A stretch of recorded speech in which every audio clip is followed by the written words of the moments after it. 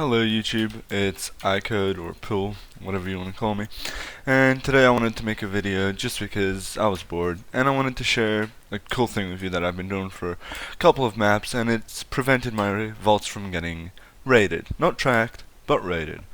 And I'll kind of walk you through what I do to make that happen. So, as tracking has changed over, I don't know, past couple of months, people have started using temp trackers to track people's vaults, because firstly you can't narrow to 25s in enough time to successfully be able to track someone's vault unless they're there for a couple of minutes, and second of all because it's just easier to use temp trackers such as this.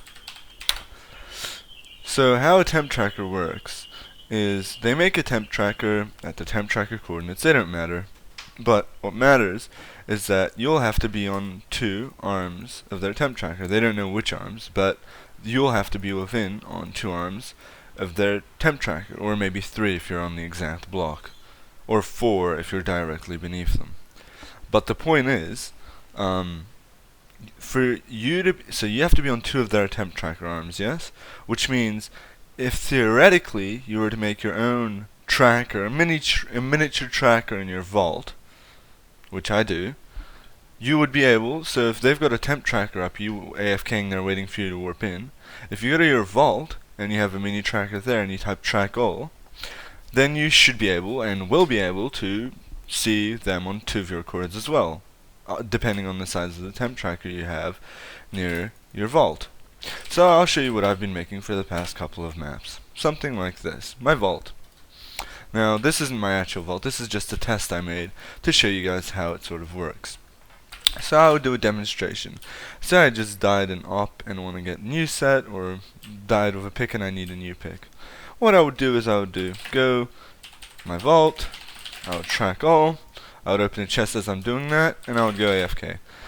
And if someone is on one cord, you shouldn't be worried about it, because they're most likely just going to be running somewhere across the map and they just have a warp very close to you.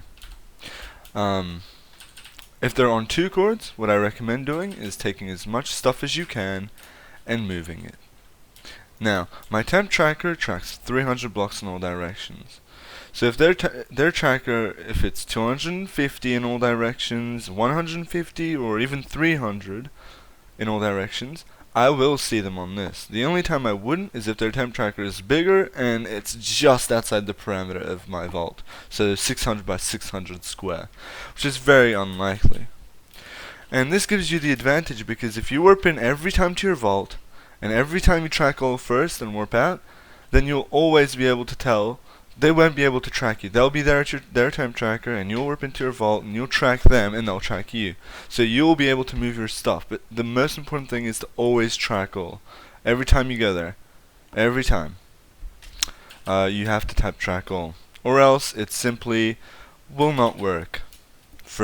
It just won't work. They might temp track you once when you're not expecting it. So you always have to, every time you go to your vault, like 2 or 3 or 5 times a day, it doesn't matter, just track all at the beginning and end if you're there for a long time.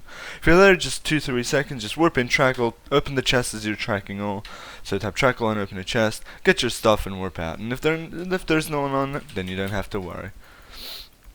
You can also make your temp tracker as big as you want, but I recommend 300. Because it's just a sensible amount. Alright guys, that's it for the video. Comment, rate, and subscribe if you want. Just let me know what you thought about it, and yeah, peace.